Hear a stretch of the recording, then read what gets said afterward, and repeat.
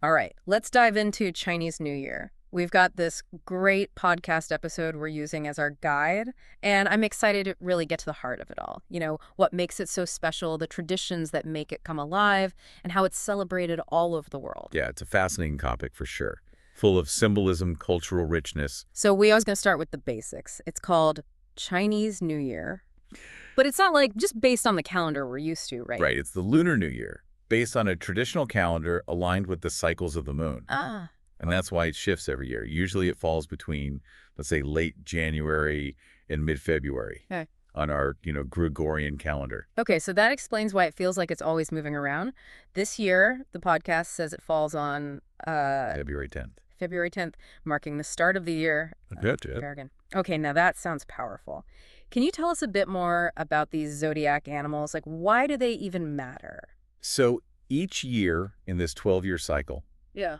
of the Chinese zodiac is represented by an animal. And each animal is associated with certain characteristics. Oh, interesting. So the dragon embodies power, good fortune, and a little flair for the dramatic. So it's believed that those characteristics can influence the overall energy of the year. So, okay, if I was born in the year of the dragon, this would be like a really good year for me. Well, it's not quite that straightforward. Okay. It's more about tapping in to the energies that the dragon represents. Okay. So boldness, creativity, taking risks. It's like a reminder to embrace those qualities no matter your zodiac sign. I love that. It's like a built-in theme for the year. Now, I know that family is a huge part of Chinese New Year. What can you tell us about, like, the significance of these reunions? It's not just a casual get-together. Right. It's time for families to come together. No matter how far apart they live, people travel back to their ancestral homes, sometimes across continents, to reconnect with loved ones. The podcast mentioned that it sparks one of the largest annual human migrations on the planet. It truly is. That scale is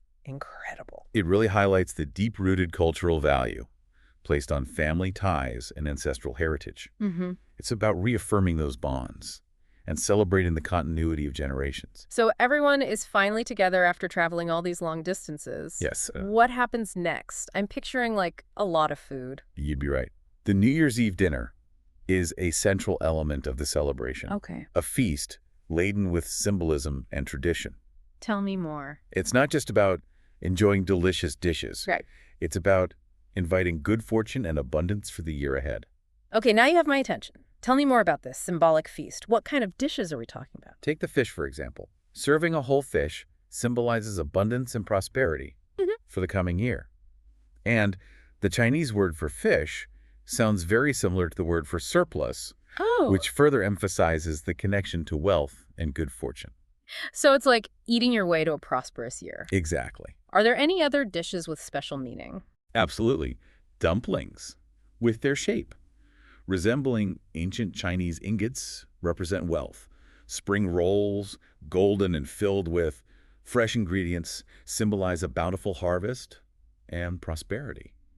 Even the placement of the dishes on the table can hold significance. Wow, every detail is infused with meaning. This is so much more than just a meal. It's like a whole ritual. It seems like the whole celebration is designed to attract good luck and positive energy. That's a great observation. And this focus on attracting good fortune, it extends beyond the dinner table. Okay. There are many other traditions centered around ensuring a prosperous and lucky new year. Let's hear about them. The podcast mentioned something about red envelopes. Yes, red envelopes called hongbao are a beloved tradition. They are filled with money and given to children and unmarried adults by older relatives. So they're like good luck charms that you can actually spend. Exactly. I love that. The red color symbolizes good luck and wards off evil spirits.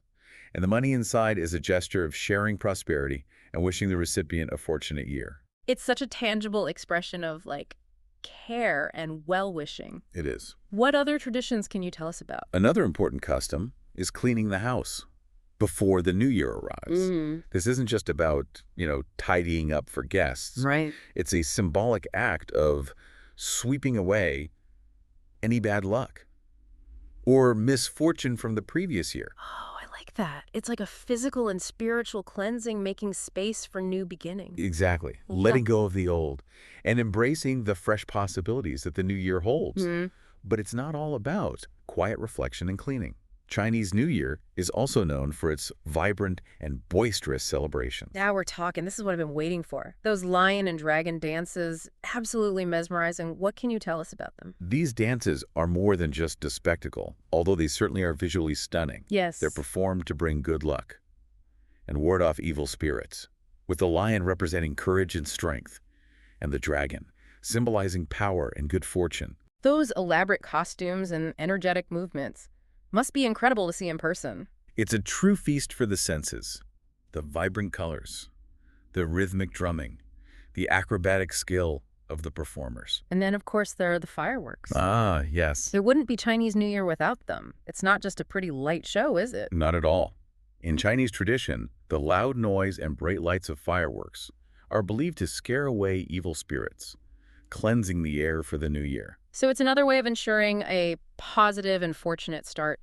It's amazing how every element of the celebration, from the food to the dances to the fireworks, is like imbued with meaning and intention. It's a beautiful example of how culture and tradition can shape our understanding of time and create rituals that connect us to something larger than ourselves. And what's fascinating is that this celebration isn't confined to China anymore. That's right. The podcast emphasized that Chinese New Year has become this global phenomenon, celebrated far beyond China's borders, isn't it? Absolutely. It's celebrated in countries all over the world, from bustling metropolises to small towns. So how did this celebration spread so far and wide? I think it's a testament to the strength of Chinese communities Hmm. across the globe. As people migrated, they carried their traditions with them, sharing them with their new communities and creating these vibrant celebrations in places like, New York, London, Singapore. So we're talking like full-blown festivals with all the bells and whistles. Absolutely. Think parades with elaborate floats, traditional music, and dance performances, bustling street markets with delicious food, and of course, spectacular firework displays. Wow. It's a chance for people from all backgrounds to come together and experience the magic of Chinese New Year. That's really special. It speaks to the universality of these themes, the desire for a fresh start, for good fortune, for connection. Exactly. And it highlights how cultural exchange enriches our lives. These celebrations remind us of the beauty in our differences and the common threads that bind us. The podcast mentioned something about specific greetings exchanged during Chinese New Year. Yes. What's the significance of those? These greetings are more than just polite phrases. They're heartfelt expressions of good wishes. For the year ahead, for instance, Gong Qi Fa Kai, literally translates to congratulations and be prosperous. It's interesting how a simple phrase can carry so much weight. It is. It's about acknowledging the new beginning and sharing the hope for a prosperous year, not just for yourself, but for everyone around you. Another common greeting is Xin Nian Kuai Lei, which simply means Happy New Year. Ah, okay. Yeah, Those greetings really capture the optimistic spirit of the holiday. they do. It's a reminder that we have the power to shape the year ahead with our intentions and our actions. This sense of agency and hope is a core part of Chinese New Year. But there's also a deeper layer of meaning embedded in these traditions. What do you mean? Well, consider the tradition of sweeping the house before the new year.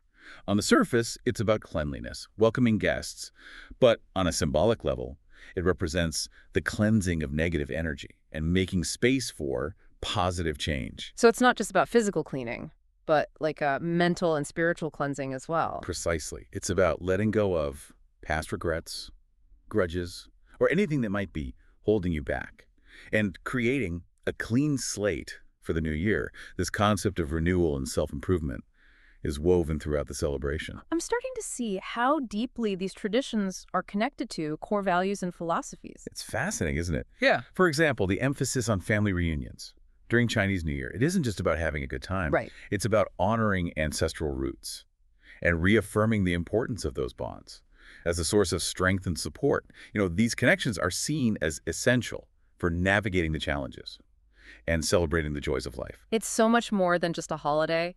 It's a time for reflection, renewal, and reconnection.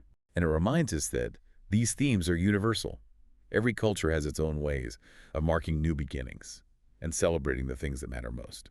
I'm curious, have you ever experienced Chinese New Year celebrations, like firsthand? I have, actually. I was fortunate enough to visit Beijing during Chinese New Year a few years ago. Oh, It wow. was an incredible experience. What stood out to you the most? Witnessing the lion and dragon dances Yeah. in person was truly unforgettable. The skill and artistry of the performers was mesmerizing. And the fireworks, oh, the fireworks, they lit up the night sky in this dazzling display of light and sound. But what really struck me was the palpable sense of joy and community in the air. Everyone, young and old, was swept up in the festive spirit. It sounds like you were completely immersed in the magic of the celebration. I was, and it made me realize how powerful traditions can be in bringing people together Yeah. and creating a shared sense of belonging. It makes me want to experience it for myself. I'm already picturing those vibrant colors, the delicious smells of street food, and the energy of the crowds. It's an experience I highly recommend. But even if you can't travel to China, you can still tap into the spirit of Chinese New Year by reflecting on the themes of renewal, gratitude, and hope that it embodies. Wow, it's amazing how this deep dive has kind of gone beyond just learning about Chinese New Year. It's like sparked this reflection on how we even approach new beginnings in our own lives. That's the beauty of exploring, different cultures and traditions. Yeah. It opens up new perspectives Yeah. and invites us to examine our own beliefs and practices. So, for our listener out there who maybe doesn't celebrate Chinese New Year, what can they take away from this, like from this exploration? I think the key takeaway is the universality of the themes. The Chinese New Year embodies Mm-hmm. the desire for a fresh start, the importance of family and community, the expression of hope and good wishes for the future. These are sentiments that resonate across cultures. It's a reminder that even though we celebrate in different ways, we're all Yeah. connected by these shared human experiences. Exactly. And just as the Chinese New Year traditions offer a framework for renewal and reflection, Mm. we can create our own rituals and practices to mark new beginnings Yeah. in our lives. What are some examples of that? It could be something as simple as starting a new journal at the beginning of the year, setting intentions for the months ahead, or decluttering your physical space to create a sense of mental clarity. Mm. Those small acts can be surprisingly powerful in shifting our mindset and creating a sense of fresh possibility. Absolutely. And it doesn't have to be limited to the start of a new year. Right. We can embrace that spirit of renewal at any time whenever we feel the need for a fresh perspective or a renewed sense of purpose. This deep dive has been so enriching. It's given me a whole new appreciation for the richness and depth of Chinese New Year. But it's also inspired me to think more intentionally about how I mark new beginnings in my own life. And that's what it's all about, taking these insights Mhm. and weaving them into our own personal tapestry of traditions and practices. To our listener, wherever you are and however you choose to celebrate, we wish you a year filled with joy, good fortune, and the courage to embrace new beginnings. And remember, the beauty of a fresh start is that it's always available to us. So go forth and make this year your own. That wraps up our deep dive into Chinese New Year. Thanks for joining us.